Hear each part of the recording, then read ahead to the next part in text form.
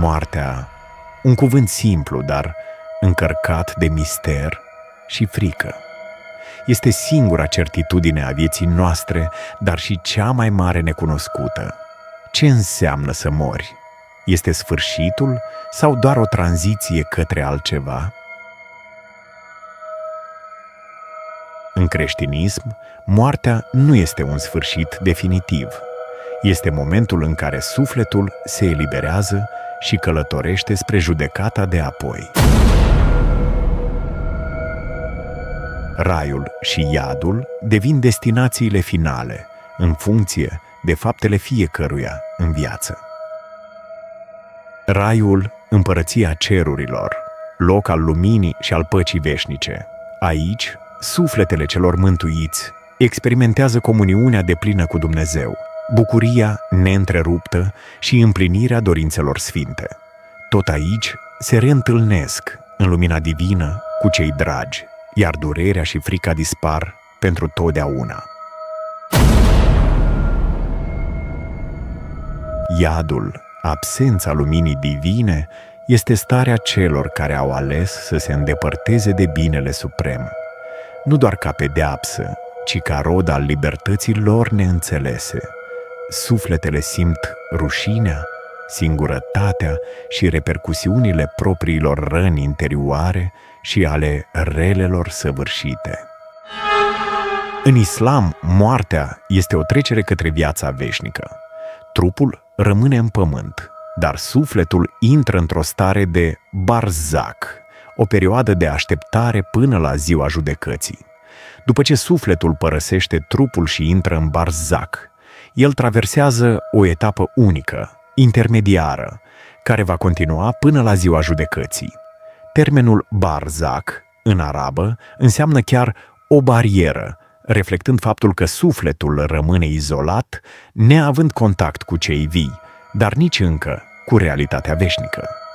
Barzak oferă o perspectivă profundă asupra răspunderii personale.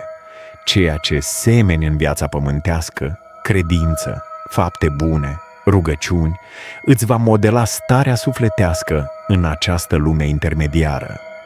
Astfel, barzak devine o prelungire morală a vieții, un moment de răgaz în care sufletul gustă din consecințele alegerilor sale, pregătindu-se pentru judecata de apoi și pentru destinul veșnic.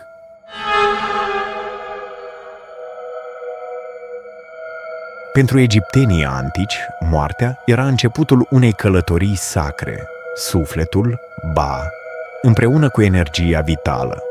Ka se pregăteau să devină spirit luminat, Ah.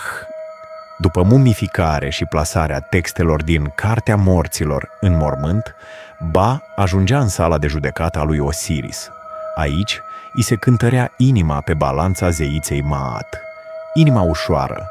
Dacă echilibra pana lui Maat, sufletul devenea Ah și mergea în câmpul de stuf, Aru, un paradis terestru plin de belșug. Inimă grea. Dacă era încărcată de rele, era devorată de amit și sufletul dispărea în a doua moarte. Ritualurile funerare, mumificare, ofrande, amulete și textele sacre erau menite să ajute Ba să ajungă nepătat în fața judecății și să îi asigure o viață de apoi fericită. Astfel, pentru egipteni, moartea nu însemna sfârșitul, ci trecerea către nemurire într-un echilibru cosmic. În Grecia antică, moartea nu era văzută ca un final absolut, ci ca o trecere într-o altă formă de existență, într-o lume subterană numită Hades, care purta și numele zeului ce o guverna. După ce murea, sufletul părăsea corpul și era preluat de Hermes Psicopompos, mesagerul zeilor care îl conducea spre tărâmul morților. Acolo, sufletul ajungea la malul râului Styx, unde Caron, luntrașul, îl trecea cu barca peste ape, dar doar dacă primea o monedă, de obicei o obol, pus sub limba celui decedat la înmormântare. Ajunși în Hades, sufletele erau judecate de Minos, Radamantis și Aiacus. În funcție de faptele din viață, acestea erau trimise către câmpiile Elizei, Elysium, un paradis pentru eroi și cei virtuoși, sau Asphodel, un loc neutru pentru majoritatea sufletelor obișnuite, sau Tartar, un abis întunecat pentru cei care au comis crime grave sau au ofensat zeii. Pentru greci, moartea era inevitabilă și legată de destin. Cu toate acestea, moartea nu era neapărat temută, ci tratată cu o formă de respect solemn, iar pomenirea morților era importantă pentru menținerea sufletului activ în lumea de dincolo. Reînvierea, triumful vieții asupra morții, un subiect care răzbate de-a lungul istoriei omenirii, de la mituri ancestrale până la relatări moderne aproape incredibile. Una dintre cele mai cunoscute povestiri mărturisește despre Lazar din Betania, fratele Mariei și al Martei, pe care Iisus l-a readus la viață după 4 zile de odihnă în mormânt. Prin cuvintele sale, Lazar, vino afară, Hristos a demonstrat nu doar puterea sa divină, ci și speranța nemuririi pe care o oferă credința.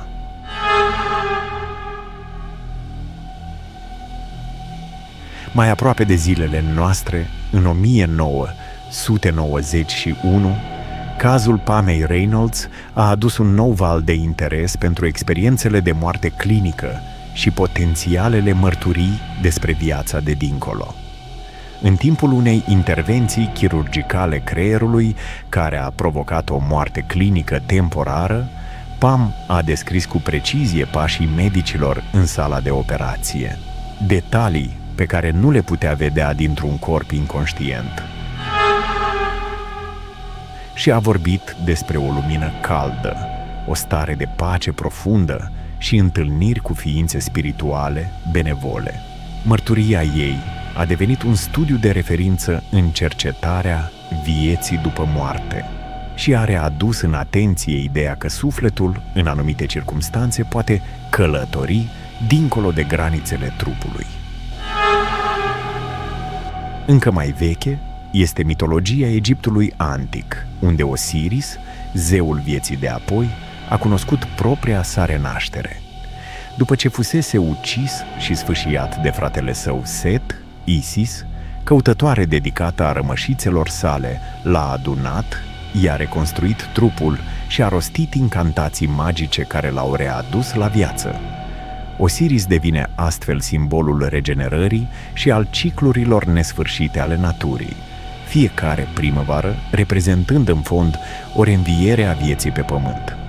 De la miracolele relatate în textele sacre, până la experiențele personale și legendele străvechi, reînvierea capătă o multitudine de valențe: spirituală, medicală, mitologică.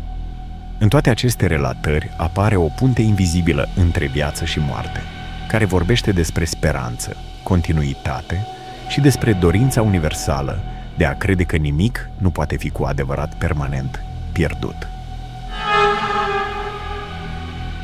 Astfel, ideea reînvierii rămâne unul dintre cele mai puternice simboluri ale condiției umane. Convingerea că, dincolo de sfârșit, există mereu o nouă șansă de a renaște.